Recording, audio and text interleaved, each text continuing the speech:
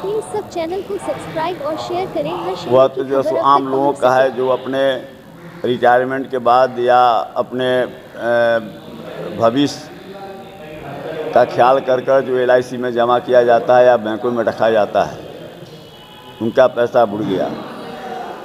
और सबसे बड़ी बात यह है कि एक तरफ जहाँ पर जो जनता से जुड़ा हुआ सीधे सवाल है, जो किसानों से जुड़ा हुआ मामला हो, नौजवानों से जुड़ा हुआ मामला हो, बेरोजगार से जुड़ा हुआ मामला हो, उसके बजट में लगातार कटौती होती जा रही है। इस बार के भी बजट आवंटन में खाद का सब्सिडी कमा दिया गया, और भी है जैसे मनरेगा का, प्रधानमंत्री फसल बीमा योजना का, PM किसान योजना का, राष्ट्रीय कृषि विकास योजना का, समग्र शिक्षा अभियान का। इन सब योजनाएं जो हैं, जो सीधे आम लोगों को प्रभावित करने वाली योजनाएं हैं, इनके राशि में कटौती कर दी जाती है।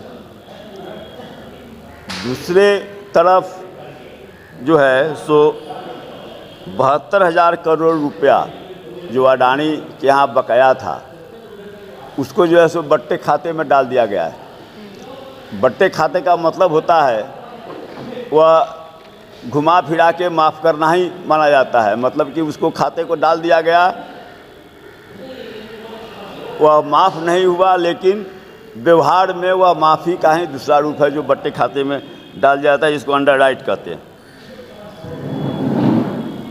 अब सवाल यह है कि दूसरे लोगों के यहाँ ED है, IT है, CBI है, ये सब छापामारी होती है, लेकिन अडानी इतने बड़े भ्रष्टाचार में उनका मामला आया है, लेकिन कहीं भी न कोई ID की गतिविधि है, ED की गतिविधि है, ना IT कहीं से कुछ कर रही है, न CBI कुछ कर रही है। और लगातार पार्लियामेंट में मांग किया जा रहा है कि संयुक्त संसदीय समिति द्वारा, JPC द्वारा इसकी जांच कराई जाए, लेकिन सरकार जो है सो जांच से इनकार कर रही है। तरह तरह के बहाने सरकार की ओर से किया जा रहा है, लेकिन पहले भी हुआ है। जो फर्स्ट मामला जो था, जो इतना काफ़ी कुछ उथल पुथल मचा देश में, वह केवल स्वीडन के एक रेडियो द्वारा वह कहा गया था कि इसमें कमीशन लिया गया है, और उसके बाद JPC का गठन किया गया था। और आज जब इतना बड़ा मामला सामने में आने के बाद सरकार अगर जांच से भाग रही है, तो मेरा सीधा सवाल है कि आखिर भाजपा जो उनके बचाव में है, इसके पीछे क्या कारण है? भाजपा का अडानी के साथ क्या रिश्ता है? और अडानी को केवल यह कहकर कि हैं एक बहुत बड़े उद्योगपति हैं, इसलिए वो खारिज नहीं किया जा सकता है।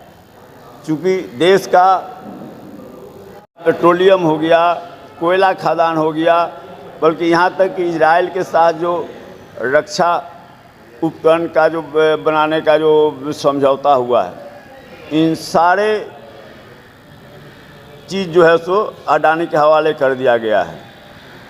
इसलिए अडानी के कंपनी में कहीं कुछ होता है तो स्वाभाविक रूप से देश को जानने का हक है कि यह जो गड़बड़ घोटाला जो हो रहा है, उसमें उसकी वास्तविक स्थिति क्या है।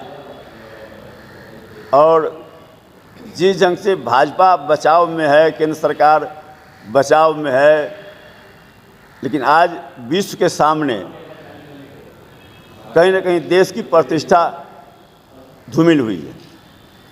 एक चीज़ और है, आप सबको जानकारी है कि किस ढंग से इस देश में ईस्ट इंडिया कंपनी आई थी, और बिजनेस के नाम पर धीरे धीरे करते करते पूरे देश के आर्थिक व्यवस्था उसके नियंत्रण में आ गया था, और बाद में ईस्ट इंडिया कंपनी का शासन इस देश पर आ गया। आज कहीं न कहीं उसी दिशा में देश बढ़ रहा है, और इतने बड़े घोटाला, इतने बड़ा जो स्कैंडल हुआ, इस पर पर्दा डालने के लिए तरह तरह से कहीं जातीय उन्माद, कहीं धार्मिक उन्माद, इस ढंग की बातें हो रही है कि जनता का ध्यान उस पर नहीं आए। तो इस प्रेस कॉन्फ्रेंस के माध्यम से हम लोग का सीधा मांग है कि जो बातें सामने आई है उसकी जांच होनी चाहिए। देश की जनता को यह जानने का अधिकार है, क्योंकि उसका पैसा लगा हुआ है। गरीबों के टैक्स से जो पैसा राजकोष में आता है, आप जो है सो उसको माफ़ी कर देते हैं। एक तरफ जो है सो किसी के यहाँ कुछ पैसा बाकी रहता है तो जो है सो उसके खिलाफ तरह तरह की कार्रवाई होती है।